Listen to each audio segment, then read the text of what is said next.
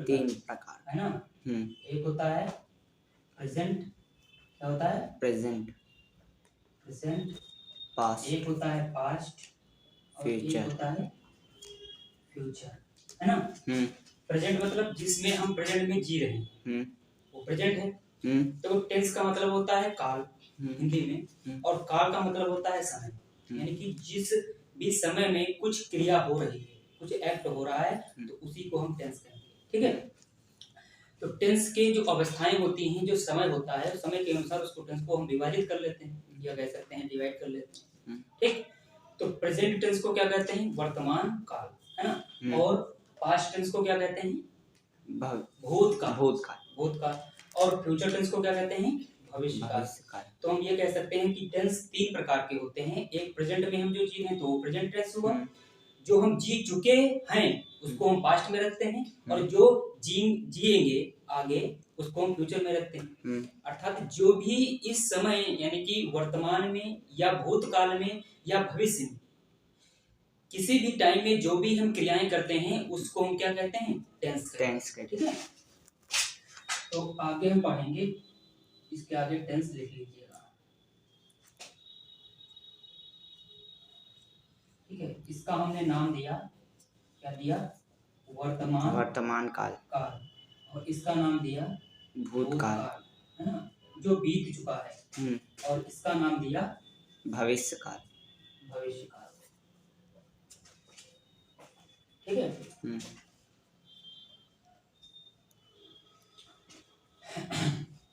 अब हमने क्या बताया था कि टेंस को समझने के लिए सिर्फ एक चीज की जरूरत पड़ती है, किसकी? वर्ब्स की। सब्जेक्ट और ऑब्जेक्ट सेम रहते हैं, अर्थात ये कह सकते हैं कि किसी भी सब्जेक्ट को चाहे प्रेजेंट में यूज करो, चाहे पास्ट में यूज करो, चाहे फ्यूचर में यूज करो, सेम रहता है। अगर हम ही की बात करें या सी की बात करें या किसी के नाम की बात करें, जैसे राहुल है या प्रिंस है या पीयूष है, तो वो हम प्रेजेंट में भी यूज कर सकते हैं, पास्ट में भी यूज कर सकते हैं और फ्यूचर में भी यूज कर सकते हैं।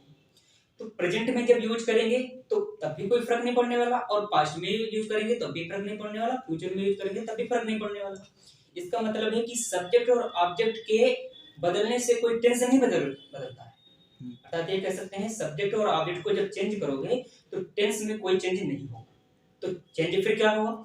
हम इसीलिए इसी बात को समझाने के लिए तुमसे हम कह रहे हैं कि फिर चेंज क्या होगा? चेंज होगा सिर्फ वर्ब। क्या चेंज होगा? वर्ब। अर्थात वर्ब के चेंज होने से ही हमारा टेंस चेंज हो जाता है। ठीक है। तो अगर हम आगे पढ़ें तो प्रेजेंट के कितने पार्ट होते हैं? चार पार्ट होते हैं। ठीक है। पहला पार्ट कौन सा होता है? Present indefinite. क्या होता है? Present indefinite. आगे टेंस भी लिख लीजिएगा, टेंस पढ़ रहे हो ना। Present indefinite tense. फिर है ये प्रेजेंट कंटीन्यूअस टेंस, यानी UOUSE टेंस, है ना। अगला आ जाता है तुम्हारा प्रेजेंट कंटीन्यूअस परफेक्ट। कंटीन्यूअस हो चुका है। परफेक्ट टेंस, है ना। अब इसको अलग अलग हम बताएंगे, समझाएंगे। फिर क्या है? Present perfect continuous tense, US tense. अब बेटा देखो, हमने प्रेजेंट को चार पार्टों में बांट दिया। ठीक है। एक पढ़ा हमने प्रेजेंट इंडेफिनिट टेंस, दूसरा प्रेजेंट कंटीन्यूअस टेंस, तीसरा प्रेजेंट परफेक्ट टेंस, और चौथा है प्रेजेंट परफेक्ट कंटीन्यूअस टेंस। अब इन चारों सेंटेंस, अगर हम इस चारों टेंस की बात करें तो सभी टेंस में अलग अलग वर्ब का रोल होता है। हमने कहा कि सब्जेक्ट और ऑब्जेक्ट के चेंज होने से कभी भी टेंस में परिवर्तन नहीं होता है, सिर्फ वर्ब में अगर परिवर्तन करेंगे तो चेंज होगा। तो जैसे इंडेफिनिट की बात करें तो उसमें क्या लगता है? V1 लगता है और SEIS लगती है। लगती नहीं? यानी कि जो सिंगुलर सब्जेक्ट होगा उसके साथ में वर्ब आएगी, या S लगेगा या इस लगेगा। अब S किसके साथ लगता है और इस किसके साथ लगता है? सबसे बड़ी बात ये आती है। तो S जो लगता है वो जो वर्ब्स होती हैं उनके लास्ट में अगर कॉन्सोनेंट्स हैं, जैसे तुम्हारा हो जाएगा जैसे रीड है, तो रीड, जैसे हम कहें कि राहुल पत्र पढ़ता है, तो Rahul reads the letter. Letter. तो रीड में यानी कि लास्ट में क्या आया, टी आया, और डी क्या होता है, कॉन्सोनेंट्स होता है। तो कॉन्सोनेंट्स होता है तो इसलिए हमको एस लगाना है। और ईएस कहाँ पे लगेगा, जहाँ पे वॉवेल्स। वॉवेल्स 5 होते हैं, ए ई आई ओ यू, ठीक है। तो अगर ये लास्ट में आते हैं तो क्या लगाओगे, ईएस लगाओगे। जैसे गो है तो गो के साथ क्या लगेगा, गोज हो जाएगा। हम कहें राम जाता है तो क्या लगाओगे, he goes, G O E S, उसमें ईएस लग गया। इसी प्रकार से कोई भी जिसके लास्ट में ए ई आई ओ यू आ जाए तो उसमें क्या लगाओगे, ईएस लगाओगे। तो जैसे राइट है तुम्हारा, राइट में ई आ रहा लास्ट में, है ना, तो उसमें क्या लगेगा, ईएस लगेगा, क्योंकि ई लास्ट में हाई है और उसके साथ में एस तुम्हें लगाना है, तो उसका मतलब है ईएस जुड़ गया। अब डबल ईएस नहीं करना है, ऐसे चीज में ध्यान रखना है कि डबल एस कभी नहीं करना है। जैसे कट है, कट होता है काटना, तो कट के साथ में ईएस नहीं लगेगा, क्योंकि टी कॉन्सोनेंट्स है और कॉन्सोनेंट्स के साथ में लगता है, क्या लगता है, एस लगता है। तो वो हमारे इंडिफिनिट की बात करेगा। इसकी पहचान होती है, ता है, ती है, ते हैं, आदि शब्द आते हैं, वो इंडिफिनिट टेंस के कहलाते हैं। वो सेंटेंस क्या कहलाते हैं, इंडिफिनिट टेंस के कहलाते हैं। जिनकी वर्ब क्या होती है, V1 या SEIS। V1 लगेगा प्लूरल के साथ में और सिंगुलर के साथ में लगेगा V1 के साथ में S या ES। तो यहाँ पे लिख लीजिए, एक बन गया तुम्हारा सिंगुलर, है ना, और एक तुम्हारा क्या बन गया, प्लूरल।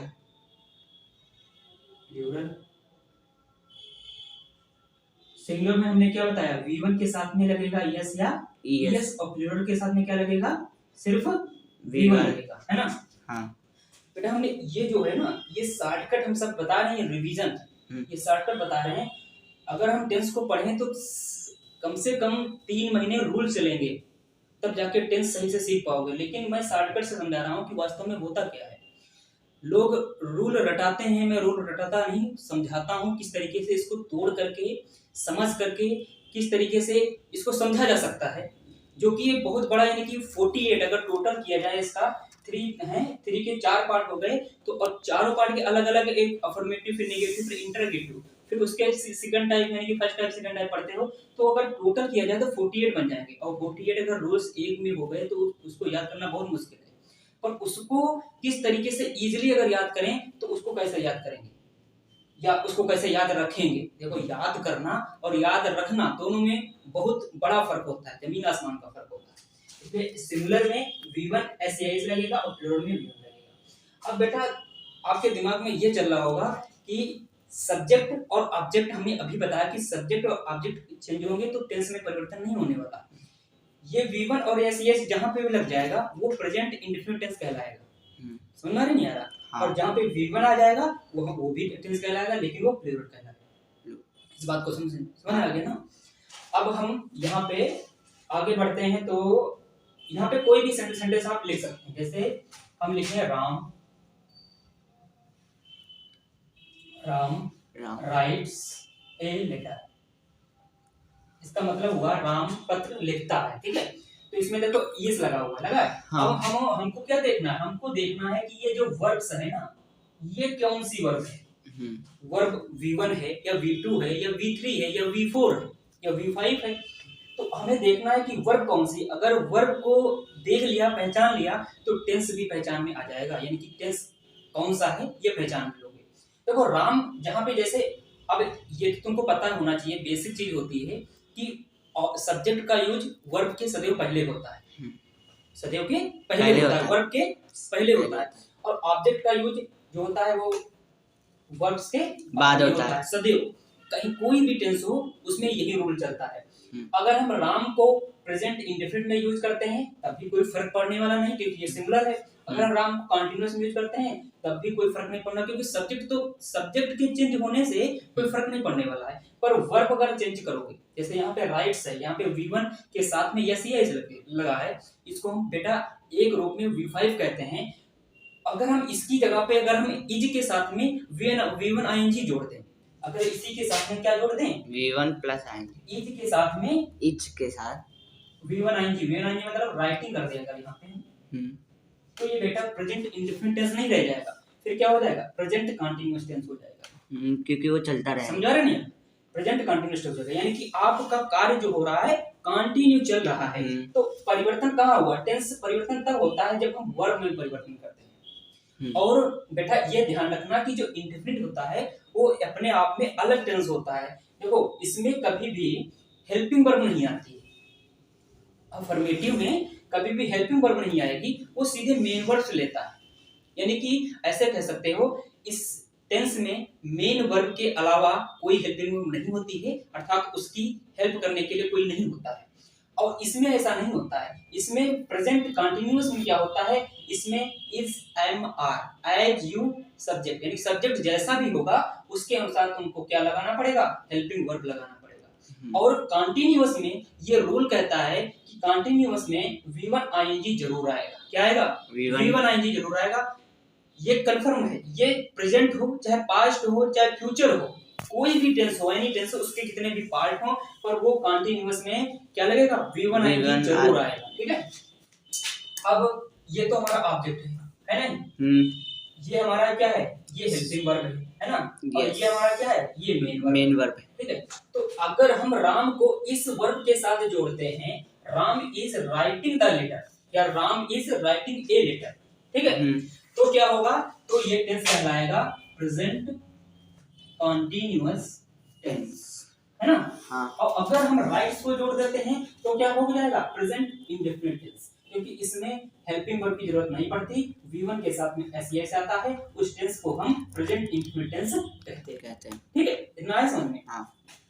तो हमने दो रूल समझ लिए कि प्रेजेंट इंडेफिनिट टेंस कैसे यूज होता है, इसमें कौन से रूल लगता है और कौन से वर्ब आते हैं, और हमने सीख लिया प्रेजेंट कंटीन्यूअस में क्या रूल आते हैं। जब अभी हम नेगेटिव की बात नहीं करेंगे, पहले अफर्मेटिव से तरीके समझ लेते हैं कि किस तरीके से। अब देखो एक टेंस को, प्रेजेंट टेंस के जो चारों पार्ट हैं उसको हम इसी बेस से तरीके से समझाते रहेंगे। एक ही एग्जांपल के बेस पर हम चारों को समझा देंगे और अच्छे से समझ में आ जाएगा, वो चाहे कितना भी डिफिकल्ट तुमको एग्जांपल दे दिया जाए, पर रूल यही रहता है, रूल यही कहता है कि V1 के साथ एस लगा होगा तो प्रेजेंट इंडेफिनिट का होगा, इज के साथ में V1 ing लगा होगा, या am के साथ भी हो सकता है। तीन वर्ब होती है, इज एम आर, इज होती है सिंगुलर और am होता है स्पेशल आई के लिए आता है, और आर जो होता है वो प्लूरल होता है। क्या होता है, प्लूरल होता है। तो जो प्लूरल सब्जेक्ट होते हैं उसके साथ में प्लूरल आता है वर्ब, और जो सिंगुलर होते हैं वो सिंगुलर आता है उसके साथ, है नहीं, सिंगुलर के साथ सिंगुलर और प्लूरल के साथ प्लूरल, सिंगुलर सब्जेक्ट के साथ सिंगुलर वर्ब और सिंगुलर प्लूरल सब्जेक्ट के साथ में प्लूरल वर्ब। और आई के साथ सदैव बना हुआ है आइम,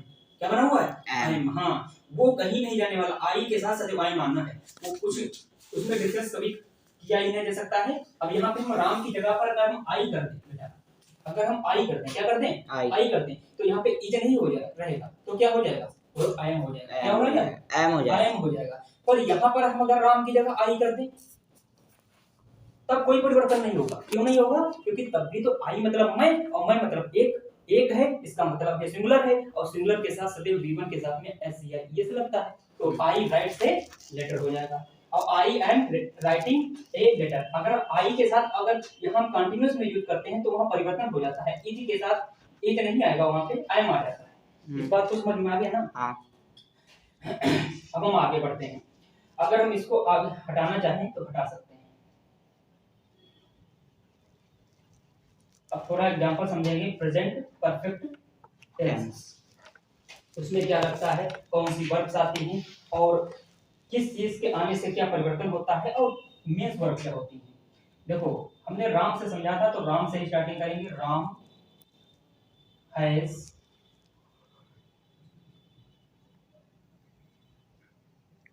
गॉन टू स्कूल, यहाँ पे हमने क्या लगाया, हैज, क्या लगाया, हैज। तो परफेक्ट टेंस की जो हेल्पिंग वर्ब होती है बेटा, वो क्या होती है, वो होती है हैज ऑब्लिक हैव। अब हैज और हैव का क्या मैटर है, हैज आता है सिंगुलर के साथ और हैव आता है प्लूरल के साथ, और ये परफेक्ट जहां पर भी ये टेंस में आ जाएगा, यानी कि वो चाहे प्रेजेंट परफेक्ट हो, चाहे वो पास्ट परफेक्ट हो, चाहे वो फ्यूचर परफेक्ट हो, चाहे प्रेजेंट हो, चाहे पास्ट हो, चाहे फ्यूचर हो, लेकिन उसके साथ V3 जरूर आएगा। क्या आएगा, V3 जरूर आएगा, यानी कि हैज और हैव के साथ सदैव V3 लगेगा। V1 नहीं लगेगा, V2 नहीं लगेगा, V1 ing नहीं लगेगा, या V1 के साथ में yes या es नहीं लगेगा। लगेगा तो सिर्फ V3 लगेगा। क्या लगेगा? V3 लगेगा। ये कंफर्म कहता है, यानी कि टेंस अपने आप में खुद कहता है। अगर लड़का समझना चाहे कि तो खुद कहता है कि हम इसमें ये आएंगे, इसमें ये आएंगे, लेकिन लड़का समझ नहीं पाता है कि वास्तव में इस बात जो 48 जो टोटल टेंस हैं, जितने भी उसके प्रकार हैं, तो इसमें क्या आ रहा है उसको अलग नहीं कर पाता, सेपरेट नहीं कर पाता है। इसलिए उसको दिक्कत होती है समझने में। अगर उसको सेपरेट करके सही समझ करके पढ़े तो मेरी समझ से टेंस बहुत ही इजी है। और इंग्लिश का जितना भी बेसिक स्ट्रक्चर होता है, यानी कि बेसिक जो होता है, अगर टेंस नहीं तैयार तो इसका मतलब आपका इंग्लिश का बेसिक नहीं तैयार। तो अगर हम यहाँ पे बात करें, यहाँ पे राम जो है बेटा सिंगुलर है, सिंगुलर है नहीं है, यहाँ पे सिंगुलर वर्ब आई है, ये सिंगुलर वर्ब है नहीं है, और इसके साथ ये मेन वर्ब है। क्या ये मेन वर्ब है? तो मेन वर्ब V3 आती है, हमने अभी बताया। आती नहीं आती? क्योंकि हैज के साथ में V3 आएगा। तो ये V3 है। ये देखो गो वेंट गॉन, यानी कि गो होती है first form, went second form, और गॉन होती है थर्ड फॉर्म। तो यहाँ पे गॉन लगाओगे, ना कि गो वेंट लगाओगे। ठीक है? तो गॉन टू स्कूल, अब जब जाने की बात जहाँ पर करता है वहां टू लगाते हैं, और स्कूल जा रहा है, यानी कि राम स्कूल जा चुका है, इसका हिंदी ये हुआ। ठीक है? तो यहाँ पे हमने जब सिंगुलर सब्जेक्ट का यूज किया तो सिंगुलर वर्ब आई, और सिंगुलर हेल्पिंग वर्ब कौन है? हैज है इसमें, तो हैज का यूज करेंगे। और हैज हो चाहे हैव हो, उसके V3 तो आना ही आना है, तो V3 हमने लगा लिया। बाकी हमने ऑब्जेक्ट का इसका ये हमारा हो जाएगा ऑब्जेक्ट, और टू हमारा एक जोड़ने का कार्य कर रहा है, तो ये एक तरीके का प्रीपोजिशन हो गया। क्या होगा ये? प्रीपोजिशन हो गया। अब हम आगे बढ़ेंगे। अगर हम इसको चेंज कर लेते हैं, क्या कर लेते हैं? इसको चेंज करते हैं सब्जेक्ट को। अगर हम सब्जेक्ट को यहाँ पे आई कर दें, क्या कर दें? आई कर दें, तो बेटा इसमें फर्क पड़ जाता है। इसमें थोड़ी चीजें याद रखना पड़ेगा कि वास्तव में कब क्या होगा। तो आई प्रेजेंट कंटीन्यूअस में क्या कर रहा था? आई के साथ में आई एम लग रहा था, लग रहा था नहीं लग रहा था? लेकिन यहाँ पे आई के साथ आई एम नहीं लगता बेटा, ये आई के साथ हैव लेता है। अगर हैज और हैव में चॉइस करने को दे दे तो आई सदैव हैव लेता है। ये आई एक ऐसा प्राणी है जो अपने मनमानी करता है सभी जगह पे। जब कंटीन्यूअस की बात करेगा, प्रेजेंट कंटीन्यूअस की, तो कहता है मैं आई एम लूंगा। जब परफेक्ट में आएगा तो कहेगा हैव लूंगा। ठीक है? अब जब ये पास्ट में जाएगा, पास्ट कंटीन्यूअस में जाएगा, तो उसमें लगता है वाज वर, लगता नहीं लगता है? तो ये आई के साथ वर नहीं लेता है, आई के साथ वाज लेता है। क्यों? वाज है सिंगुलर और उसमें सिंगुलर आता है, इसमें हमारा हैव है, हैव हमारा प्लूरल है, तो आई के साथ हैव आ गया। तो इसका मतलब है आई जो होता है बेटा, एक तरीके से सिंगुलर और प्लूरल दोनों वर्ब का यूज होता है उनके साथ। आई में देखो सिंगुलर है, तो सिंगुलर भी आ चुका है, इसका मतलब हैव यहाँ पे यूज हो रहा है। किस केस में क्या होना ये भी ध्यान रखना ना। तो यहाँ पे जो है आ रहा है ये क्या है? प्लूरल है, तो यहाँ पे प्लूरल भी हो गया। तो आगे बढ़ोगे जो पास्ट कंटीन्यूअस पढ़ोगे तो उसमें आएगा वाज वर, तो वाज वर में से क्या आएगा? वाज आएगा, वार नहीं आएगा। तो देखो सिंगुलर फिर हो गया। तो इसका मतलब है ये अपना रूप परिवर्तित करता रहता है, इसको ध्यान में रखना है। ये जब कभी भी एरर देगा, आगे जब पढ़ोगे, जब एरर देगा, एरर डिटेक्शन आते हैं, उसमें आई के साथ हैज लगा होगा जो कि गलत होगा। तुमको क्या करना, वही खट से माइंड जाना है और वहां पे उनको कट करके वहां पे हैव कर देना। क्या कर देना है? हैव कर देना। तो यहाँ पर हम क्या लगाएंगे? हैव लगा देंगे, और यहाँ पे हमारा सब्जेक्ट क्या है? आई है, और हेल्पिंग वर्ब क्या है? हैव है, और जो V3 है वो गॉन है, वो तो सेम रहेगी, उसमें कोई परिवर्तन नहीं होगा। जहां पर भी हैज हैव आएगा वहां पर V3 रहेगी, सेम रहेगी, तो उसमें कोई परिवर्तन होने वाला नहीं है। अब हम आगे बात करेंगे। अगर हम इसको चेंज करके प्लूरल कर दें, क्या कर दें? प्लूरल कर दें। अगर मान लो यू कर दिया, ये तो प्लूरल होता है ना, तो तुम मतलब प्लूरल। देखो पर्सन होते हैं तीन, फर्स्ट सेकंड और थर्ड, है ना? फर्स्ट पर्सन में कौन आते हैं? आई और वी होता है। तो वो हर पर्सन में एक सिंगुलर होता है पर्सन, एक प्लूरल होता है। तो आई जो होता है सिंगुलर होता है, और वी उसका होता है प्लूरल। फिर सेकंड में आओगे तो सेकंड में सिर्फ होता है यू, है ना? होता नहीं होता? तो यू का यू ही रहता है। यू सिंगुलर भी होता है और यू एक तरीके का प्लूरल है अगर पर्सन की बात करें तो। फिर थर्ड पर्सन में आओगे तो आता है ही सी इट दे, आता नहीं आता? तो ही सी इट ये सिंगुलर होते हैं, और जो प्लूरल होता है उसका दे हो जाता है। तो अपने आप में हर एक पर्सन में एक सिंगुलर होता है और एक प्लूरल होता है। ठीक है बेटा, अगर हम आई और वी की कंपेयर करें तो आई एक सिंगुलर है और उसका फर्स्ट पर्सन वी है ना, वो आई सिंगुलर हुआ और उसका प्लूरल क्या हुआ, वी हुआ। वी। पर यू में ऐसा नहीं है, यू सिंगुलर भी होता है और उसी का प्लूरल भी होता है। और थर्ड पर्सन में जब जाओगे तो ही, सी, इट, ये एक तरीके का सिंगुलर है, है ना, और इसका प्लूरल दे होता है।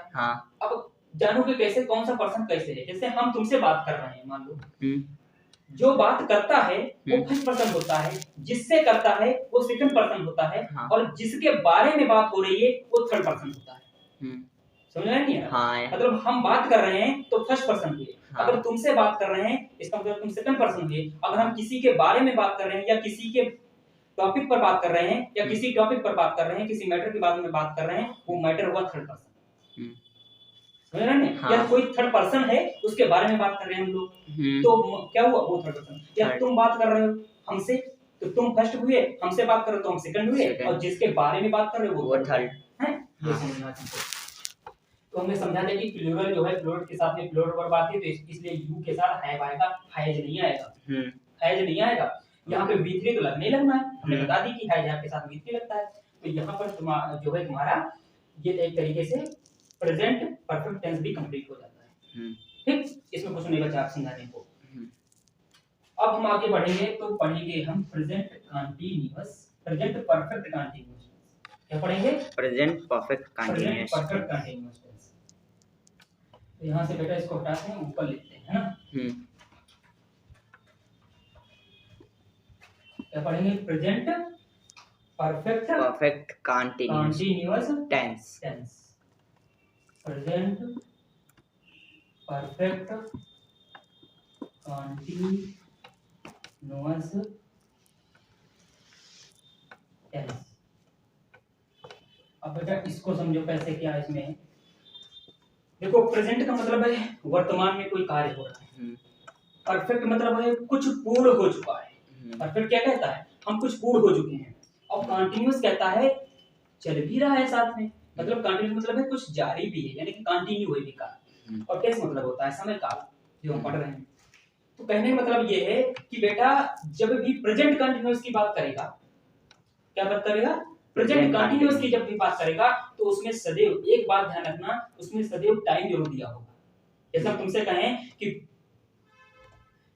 तुम 2 घंटे से अध्ययन कर रहे हो, तुम 2 घंटे से अध्ययन कर रहे हो, या पढ़ाई कर रहे हो, या पाठ पढ़ रहे हो, या खाना खा रहे हो, या जा रहे हो, कुछ भी कहें, लेकिन उसके साथ में हम 2 घंटे लगा दें या 2 बजे लगा दें, या कोई सन दे दें, इस सन से इस शहर में मुकेश रह रहा है, तो इसका मतलब ये हुआ कि कोई स्पेसिफिक टाइम दे दिया गया, या पीरियड ऑफ टाइम दे दिया गया, या पॉइंट ऑफ टाइम दे दिया गया। 2 प्रकार के टाइम होते हैं, एक अनिश्चित होता है, एक निश्चित होता है। अनिश्चित के लिए फॉर आता है और निश्चित के लिए सिंस आता है। तो हमने क्या बताया कि इसमें टाइम जरूर दिया होगा, जैसे 2 बजे से, 4 बजे से, 6 बजे से, या 2 घंटे से, है ना, इस तरीके से। तो उसमें टाइम जरूर दिया होगा, पहली बात याद रखना।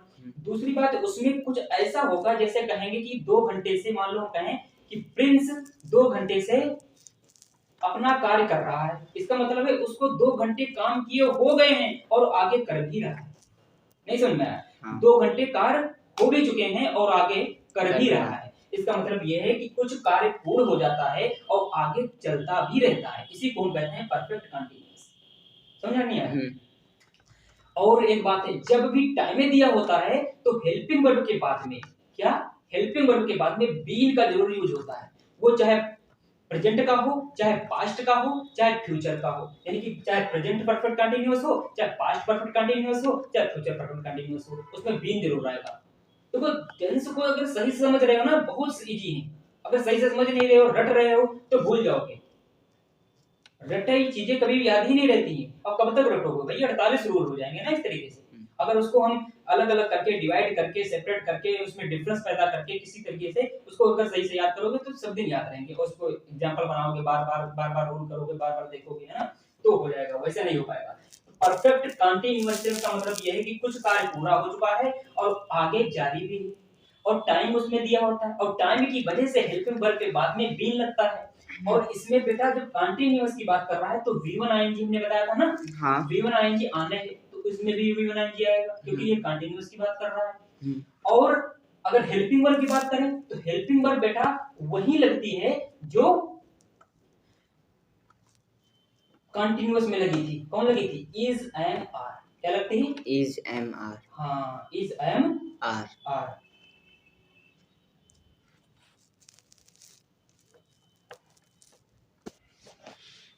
नहीं बेटा, इज एम आर नहीं लगती, सॉरी, इसके लिए सॉरी, इज एम आर नहीं, हैज लगती है।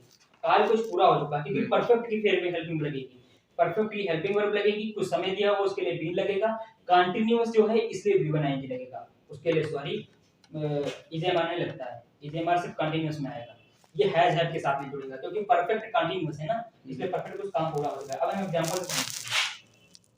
देखो तो इतनी चीजें होती हैं तो हैंग करने लगता है, ये मार कभी ये हो जाता है, कभी कभार गलती से हो जाती है।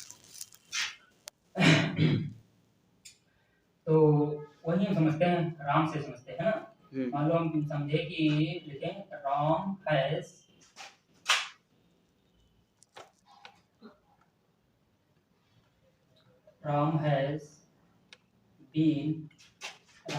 been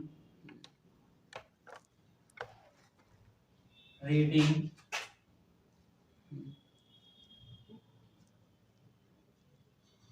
novels for 2 hours। ठीक है, हमने क्या लिखा?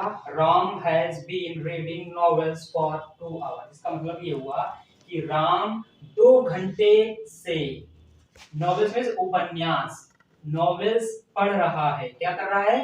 पढ़ रहा है। कितने घंटे से? 2 घंटे से पढ़ रहा है। यानी कि Ram has been reading novels for 2 hours, है ना। अब देखो बेटा, इसमें देखो ये टाइम आ गया, आगे नहीं आ गया? आ गया। अब इस टाइम के अनुसार आता है प्रीपोजिशन, ये फॉर। हमने बताया कि इनडेफिनिट होगा। इनडेफिनिट मतलब क्या? अनिश्चित, निश्चित नहीं, अनिश्चित। अगर अनिश्चित होगा यानी कि इनडेफिनिट होगा तो आएगा प्रीपोजिशन में फॉर। अगर निश्चित होता, मान लो यहाँ 2 आवर्स की जगह पे 2 o'clock होता, क्या आता? 2 o'clock होता तो क्या आता? फॉर की जगह पे सिंस हो जाता। क्या हो जाता? सिंस हो जाता। और ये तो हो गई टाइम की बात। ये हमारा क्या है बोलो? ऑब्जेक्ट। हाँ, ये बेटा क्या है? V1 ing है नहीं? हाँ। ये यूज कैसे हुई है? मेन वर्ब के रूप में यूज हुई नहीं हुई? हाँ। और बीन हमारा टाइम के लिए आया हुआ है। किसके लिए आया हुआ है? टाइम। ये टाइम एडवर्बियल कह सकते हैं इसको, टाइम एडवर्बियल। और हैज क्या है? हेल्पिंग वर्ब है। और ये हमारा क्या है? सब्जेक्ट है ना। मैं क्या बताता हूं, वर्ब के पहले सब्जेक्ट आता है और वर्ब के बाद में सदैव मेन वर्ब आती है, हेल्पिंग वर्ब के बाद में। और हेल्पिंग वर्ब जो होती है, हेल्पिंग वर्ब या मेन वर्ब के बाद में ही ऑब्जेक्ट आता है, इसका मतलब ये ऑब्जेक्ट है। इसके बाद में प्रीपोजिशन, इसके बाद में तुम्हारा टाइम दिया हुआ है। ठीक है, इसके साथ हम कुछ और भी यूज कर सकते हो, जैसे एडवर्बियल में कुछ भी कह सकते हो, टुमारो, स्टडी, कुछ भी यूज होता है तो बाद में सब कुछ यूज होता है। ठीक है, इस बात को ध्यान रखना। तो कहने मतलब ये है कि यहाँ पे देखो राम था सिंगुलर, इसलिए यहाँ पे क्या हुआ? सिंगुलर आया। यहाँ पे अगर प्लूरल होता तो क्या आता बोलो? हैव आता, हैव हो जाता ना। अगर हम राम की जगह पर हम यू कर दें, क्या कर दें? यू कर दें तो हैज नहीं रह जाएगा, फिर क्या हो जाएगा? हैव हो जाएगा, है ना। क्या हो जाएगा? हैव हो जाएगा। तो देखो हम वही शुरुआत में हमने बताया था कि सब्जेक्ट और ऑब्जेक्ट के चेंज होने से, सब्जेक्ट और ऑब्जेक्ट के चेंज होने से आपके वर्ब में तुरंत चेंज हो जाएगा। हो जाएगा नहीं हो जाएगा? हो जाएगा, बिल्कुल हो जाएगा। लेकिन किसी भी सब्जेक्ट को किसी भी टेंस में यूज किया जा सकता है। ये है, ये रूल कहता है। जैसे यू है, यू प्रेजेंट में भी यूज होता है, यू पास्ट में भी यूज होता है और यू फ्यूचर में भी यूज होता है। लेकिन यू को एक ही टेंस में यू को हटा करके दूसरे सब्जेक्ट को यूज कर दोगे तो दूसरी वर्ब का यूज हो जाएगा। लेकिन दूसरी वर्ब का मतलब है हेल्पिंग वर्ब चेंज हो जाती है। सिर्फ हेल्पिंग वर्ब चेंज होगी, मेन वर्ब नहीं। मेन वर्ब क्या होती है? मेन होती है, मेन होता है वो चेंज नहीं होता। और इसका जो सहायता कर रहा है तो वो सहायता करने वाला उसके अनुसार जो कैंडिडेट होगा उसके अनुसार आएगा, अर्थात जो सब्जेक्ट जैसा होगा उसी के अनुसार हेल्पिंग वर्ब आती है। अर्थात प्लूरल होगा तो प्लूरल हेल्पिंग वर्ब आएगी, अगर सिंगुलर होगा तो सिंगुलर आएगी। इतना आया समझ? हाँ। ठीक है, इसको थोड़ा हटा देते हैं।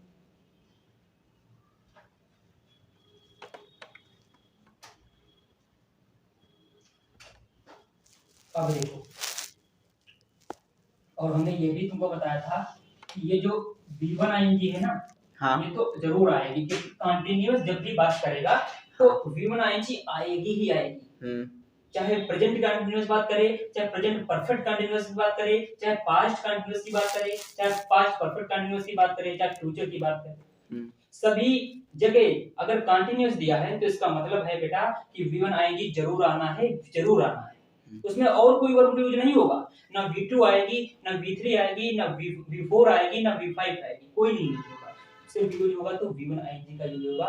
यही चीज पकड़ने की है, यही चीज सीखने की है। अगर इस चीज को सीख लिए तो डिफरेंस पैदा करना, अगर सीख गए ना तो टेंस आराम से सीख जाओगे। अगर डिफरेंस नहीं पैदा कर पाए, अगर डिफरेंस नहीं सीख पाए, तो इसका मतलब आप डबल टाइम लोगे, ट्रिपल टाइम लोगे, तब भी सही से सीख नहीं पाओगे। अगर डिफरेंस पैदा करना चाहेंगे टेंसेस में, किस टेंस में क्या यूज होता है, क्या डिफरेंट होता है, कि निश्चित होता है कि इसमें यूज होगा ही होगा, वो हम बताने के लिए तुमको समझ नहीं आ रहा। जो जिसमें हम कहें कि हमने अभी क्या कहा, जहां परफेक्ट की बात करते वहां V3 आना ही आना है, चाहे प्रेजेंट का हो, चाहे पास्ट का हो, चाहे फ्यूचर का हो, उसमें V3 आना ही आना है। चाहे हैव के साथ लगे, चाहे हैड के साथ लगे। हैड आएगा तो पास्ट होगा, हैव आएगा तो प्रेजेंट होगा, और विल हैव आएगा तो फ्यूचर हो जाएगा, है ना। फ्यूचर की जो हेल्पिंग वर्ब होती हैं उसी को हम मॉडल्स कहते हैं। क्या कहते हैं? मॉडल। जो विल, शैल, मे, माइट, ठीक है, शुड, वुड और आउट टू, इस तरीके के जितने भी मॉडल्स होते हैं वो हेल्पिंग वर्ब के रूप में यूज होते हैं, ठीक है। और आगे जब पढ़ोगे तो यही हेल्पिंग वर्ब एक तरीके का मेन वर्ब में कार्य करता है, लेकिन ये जब आगे और पढ़ोगे, जब इंटर के बाद तो कंपटीशन लेवल पे पढ़ा जाता है, लेकिन अभी नहीं।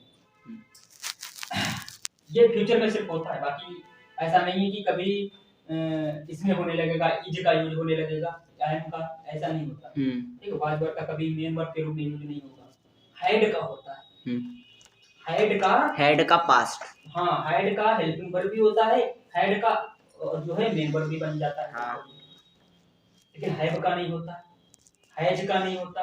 हैज हैव हेल्पिंग वर्ब ऐसी हैं जो हेल्पिंग वर्ब भी रहती है, मेन वर्ब कभी नहीं बन सकती, और हैड जरूर बन जाएगा। एक सेकंड, हैड और हैड दोनों जगह यूज हुआ है, इसका मतलब सही है। इसका मतलब क्या है? सही है। हैड मेन वर्ब के रूप में भी यूज होता है और हेल्पिंग वर्ब के रूप में यूज होता है। ये मेन वर्ब के रूप में आएगा, ये हेल्पिंग वर्ब में आएगा, लेकिन कभी हैज का यूज मेन वर्ब नहीं होगा, वो सिर्फ हेल्पिंग वर्ब में होगा। उसका होते नहीं V3, ऐसा समझो। अच्छा। जिसका रोल होते नहीं या जिसका वो परिवर्तन होते नहीं, तो वो हम यूज क्यों करेंगे, क्यों यूज करेंगे भाई? तो वही वाली बात है यहाँ पे, ठीक है।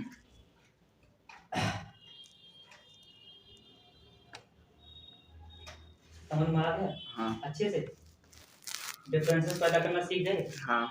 जैसे हमने प्रेजेंट में बताया है, सारी चीजें पास्ट में लागू होंगी, ऐसे ही चलेगा सिस्टम। सिर्फ हेल्पिंग वर्ब चेंज होगी और मेन वर्ब चेंज होती, बाकी सारी चीजें सेम रहेंगी। परफेक्ट आएगा तो V3 आने आना है, कंटीन्यूअस आएगा V9 लगने लगना है। अगर परफेक्ट कंटीन्यूअस दे दे, टाइम आने आना है, टाइम आएगा तो बीन का आना जरूरी है। ऐसा नहीं बात समझ आ गया ना। तो अगर हम कुछ और आगे बात करें तो थोड़ा आज हम वो बता देते हैं,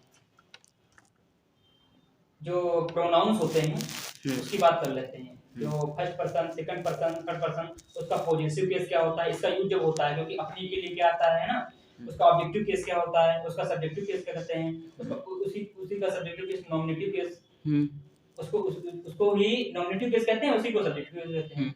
और उसका पॉजिटिव अलग होता है। पॉजिटिव मतलब है कोई अधिकार तुम पे, मतलब तुम्हारा अधिकार है उस पे।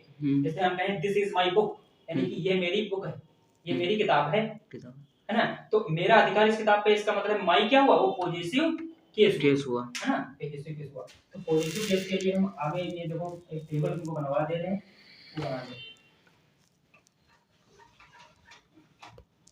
तो हम क्या पढ़ने जा रहे हैं, प्रोनाउंस। क्या पढ़ने जा रहे हैं? प्रोनाउंस। एक प्रोनाउंस नहीं, इसका क्या नाम है, हाँ प्रोनाउन, प्रोनाउन। प्रोनाउंस प्रोनाउन कितने प्रकार के होते हैं? 3 प्रकार। 3 प्रकार के। First person pronoun, second person pronoun, third person. Person pronoun ले लो, सबसे अच्छा रहेगा। हम्म प्रोनाउंस क्या होता है? प्रोनाउन तो एक तरीके का यूज होता है कि जो नाउन के स्थान पर यूज होते हैं। हाँ pronoun is the place of the noun of a noun, यानी कि जो नाउन के स्थान पर यूज होते हैं उसे प्रोनाउन कहते हैं। तो वही हम पढ़ेंगे कि इसके केस कैसे होते हैं। केस के बारे में पढ़ेंगे कि पॉजिटिव केस में क्या आता है और ऑब्जेक्टिव केस में क्या आता है और सब्जेक्टिव केस में क्या आता है। तो फर्स्ट टाइप की बात करेंगे, first person pronoun. First person pronoun.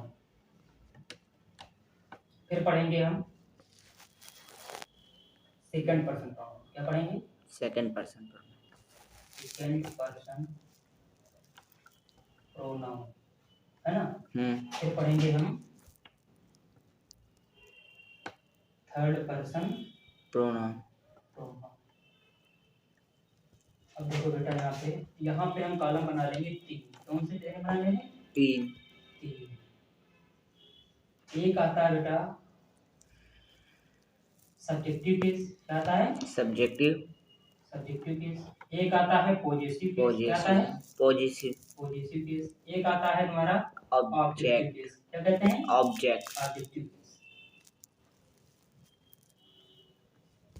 Objective case. Subjective case को ही नॉमिनेटिव केस कहते हैं। इसको क्या कहते हैं? नॉमिनेटिव केस कहते हैं। ऐसा है, अगर नॉमिनेटिव कहे चाहे सब्जेक्टिव कहे, बात एक ही कह रहा है। हाँ। वो सब्जेक्ट की बात कर रहा है। पॉजिटिव मतलब है वो अधिकार दर्शा रहा है। क्या कर रहा है? अधिकार पोजीशन दर्शा रहा है। अधिकार दर्शा रहा है। और ऑब्जेक्टिव का मतलब है कोई जो किसी वस्तु के, किसी थिंग्स के बारे में या थर्ड पर्सन के बारे में बात कर रहा है। हाँ। वो हमारा जो हो जाएगा वो ऑब्जेक्टिव केस होगा। अब होते कैसे हैं देखो। फर्स्ट पर्सन प्रोनाउन होते हैं 2। कौन कौन होते हैं? 2। एक होता है, 2 नहीं होते, ऐसा नहीं होते हैं। एक 2 होते हैं सब्जेक्टिव केस के। उसके और पार्ट जब होंगे मुझे तो 2 नहीं कहेंगे, उसकी पूरी फैमिली बताएंगे। ठीक है। हाँ, जैसे हम कहें फर्स्ट पर्सन प्रोनाउन में कौन कौन आता है? एक आता है तुम्हारा आई, है ना। आई यूज होता है तुम्हारा फर्स्ट पर्सन प्रोनाउन, है ना। हाँ ठीक है। आई होता है सब्जेक्टिव केस। ठीक है। और इसी का पॉजिटिव केस होता है माई। क्या होता है? माई। ऑब्जेक्टिव केस होता है मी। क्या होता है? मी। हाँ। और इसी का अगर हम फर्स्ट पर्सन में बात करें, ये तो सिंगुलर हो गया। क्या होता है? ये सिंगुलर होता है। ये सिंगुलर की फैमिली, यानी कि सब्जेक्टिव केस में आई, फिर इसका माई, फिर मी, यानी कि पॉजिटिव केस माई होता है और ऑब्जेक्टिव केस मी होता है। और फिर हम प्लूरल की बात करेंगे, यानी कि प्लूरल कौन होता है? इसमें वी होता है। क्या होता है? वी होता है। और वी को हम अगर पॉजिटिव में यूज करना चाहें तो क्या यूज करेंगे? आवर। और इसमें अगर यूज करना चाहें ऑब्जेक्टिव केसेस का क्या होता है? अस। क्या होता है? अस। कैसे याद करेंगे? We our us. Subjective positive objective. We our us. I my me. I my me. We our us. I my me. ठीक। अब हम सेकंड पर्सन की बात करेंगे। सेकंड पर्सन एक ही होता है, ये होता है यू। क्या होता है? यू। हाँ, यही सिंगुलर होता है। ये पहले बता चुके हैं। यही सिंगुलर होता है और यही प्लूरल होता है। और इसका जो पॉजिटिव केस होता है वो होता है योर। क्या होता है? योर। और इसका जो ऑब्जेक्टिव केस होता है यू ही रहता है। हाँ। इस बात को ध्यान रखना बेटा। You, I know. हाँ, ऑब्जेक्टिव केस और सब्जेक्टिव केस दोनों सेम रहते हैं। मुझे पता है। इस बात को ध्यान रखना। लेकिन यूज यहाँ पे जैसा होगा उसको हम कहेंगे कि ये सब्जेक्टिव है या ऑब्जेक्टिव है। कैसे पहचानेंगे? वर्ब के बाद यूज होगा तो ऑब्जेक्टिव होगा, और वर्ब के पहले यूज होगा सब्जेक्टिव केस हो जाएगा। हाँ।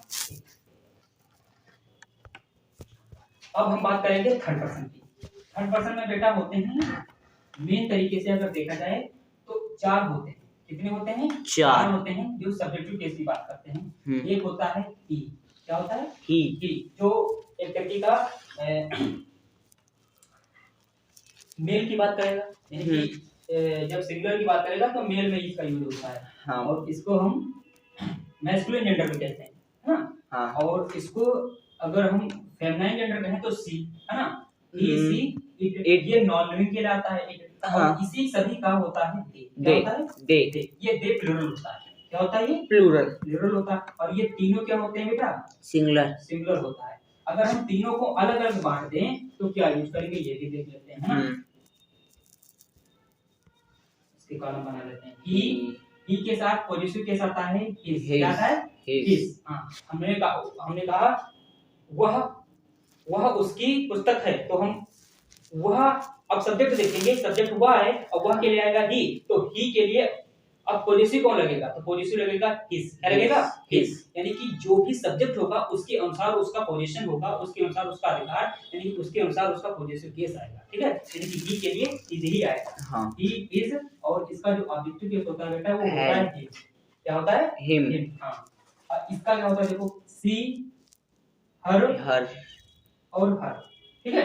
और इट इट्स और इट, है ना। इसका क्या होता है बेटा, दे का क्या होता है दे, देयर और देम।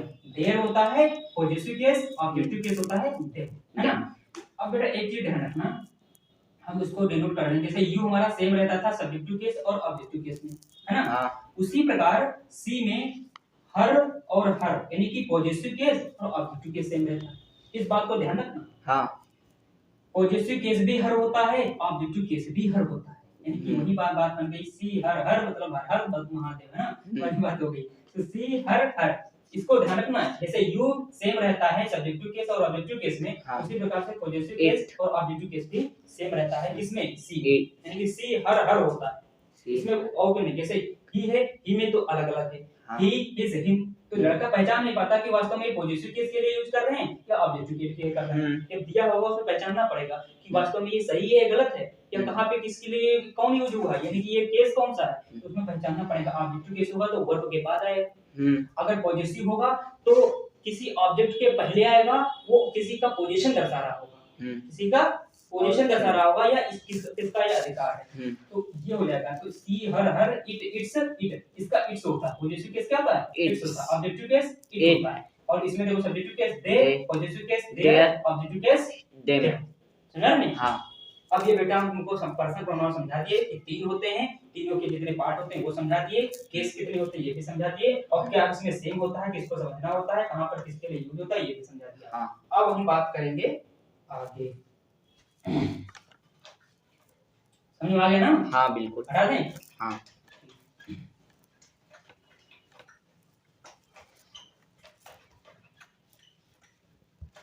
क्लोज करो।